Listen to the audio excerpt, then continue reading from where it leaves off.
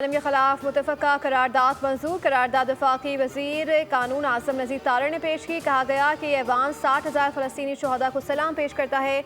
Israeli जंगबंदी के बावजूद बमबारी की शदीद मज़म्मत और इसराइल जारियत को आलमी बरादरी की नाकामी तस्वुर करता है।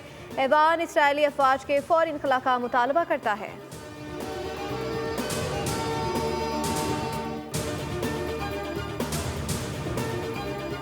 और सिर्फ बद्दुआएं देने से इसराइल तबाह नहीं होगा। यहूदियों की कुल आबादी जितने हमारे पास मौलवी हैं, मगर दुआएं कबूल नहीं हो रही। पीपल्स पार्टी के रुकन कौमी असम्बली अब्दुल कादिर पटेल का कौमी असम्बली में खिताब। कहा, क्या हम अब भी अबाबीलों के इंतजार में हैं? अगर अबाबीलें आ भी गईं तो वो हमें ही मारेंगी। एक ही जमात है जिससे एक यहूदी के लिए मुहिम चलाई। आज इसराइल और अमरीकी कानून साज एक बंदे को मांग रहे हैं। जिस तरह के हालात हैं वो जेल में बंद शख्स को लेकर चले भी जाएंगे।